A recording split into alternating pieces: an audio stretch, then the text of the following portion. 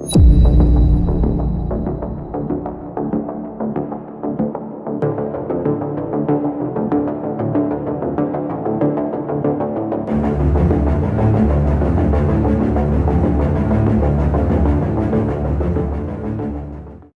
spending 22 years of my life incarcerated and a life battling drug and alcohol addiction since I was 8 years old, I finally have 10 months sober. It's the longest period of sobriety that I have ever had in my life, and I've been out since January.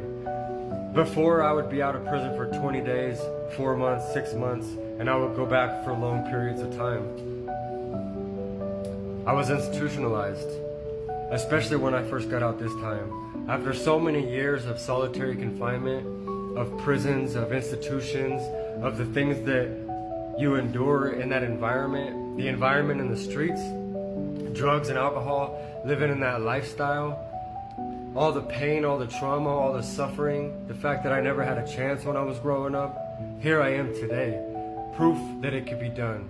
No matter what you're going through or what you've been through, we all have today. Seize it, own it, it's yours.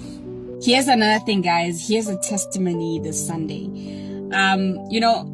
7 years ago, I was heavily involved in drugs to the point where I even dated a drug dealer. I would be there. I'd be those girls who cut the drugs and package the drugs and go with him to deliver the drugs. I'd be the girl who is in his car, who driving around in his home. And can you believe that even in that moment, in those moments when I was with this drug dealer, he never slept with me, he never kissed me, he never raped me, he never beat me up or anything. And this man was feared in the town.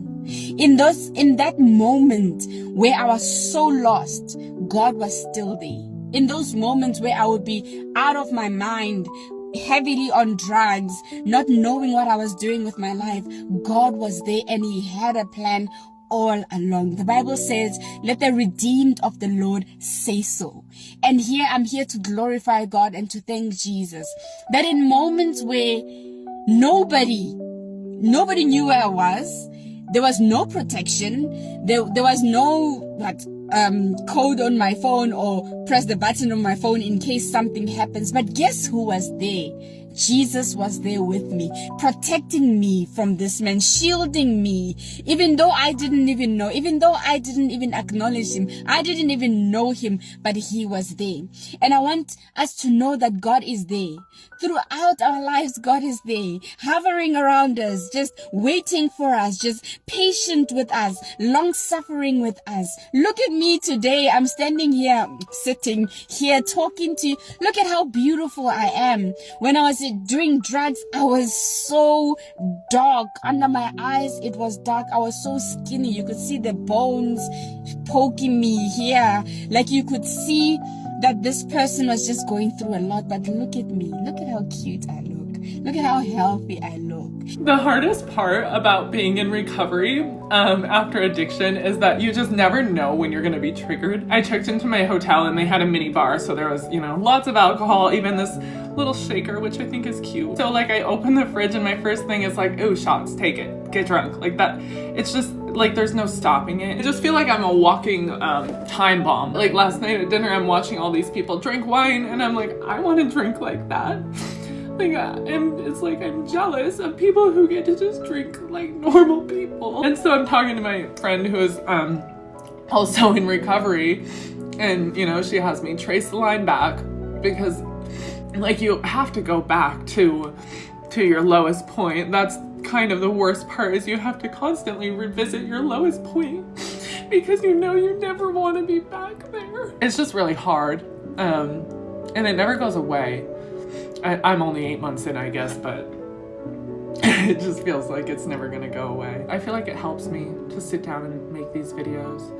I know it's kind of embarrassing, so I appreciate you listening, and I know it gets better. Actually, the struggle is real, and the struggle is what it's all about, to help other people. I mean, I have ADHD, and I can't have the medication because I abuse it, so my symptoms are rife, and I have to manage that.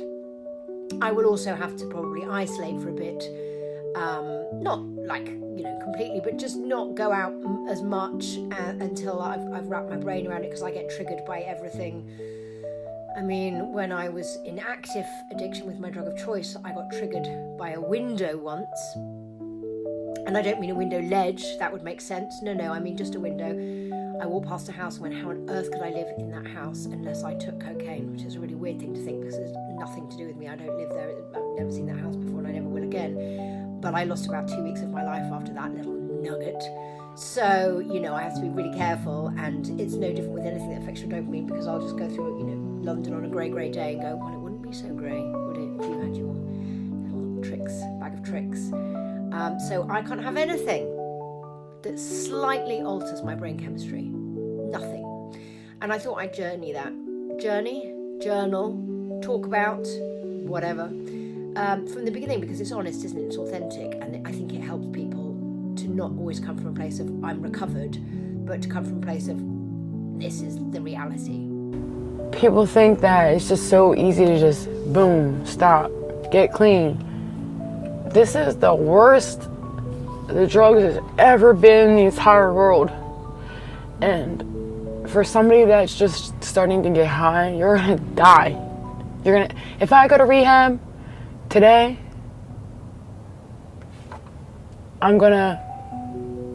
and if I decide to leave, I'm gonna immediately die. Because that's just how it is. It's just like an oil change. So the withdrawal protocol is non-existent at rehabs right now for the xylazine. So everyone thinks it's so easy, just go get clean. It's not. It's not easy.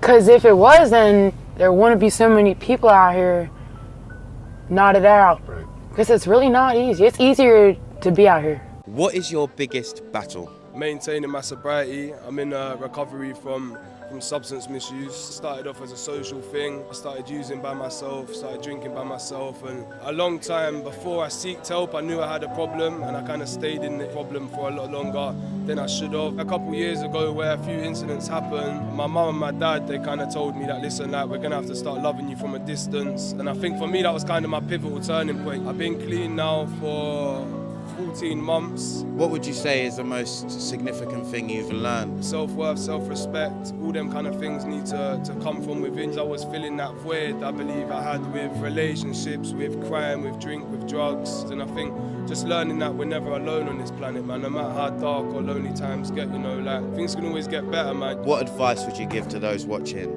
that also struggle with their sobriety? First of all, it's never too late, man. I got on this path when I was 26 years old, and I also feel like it's important to say you don't have to get to the depths of desperation. You don't need to reach a rock bottom. I feel like you can reach a turning point beforehand. Always believe in yourself. Anything is possible. This isn't a straightforward path. This isn't an easy path, but it's definitely one that's worth walking, man, for sure. What is your name and where are you from? My name's Sonny and I'm from South London.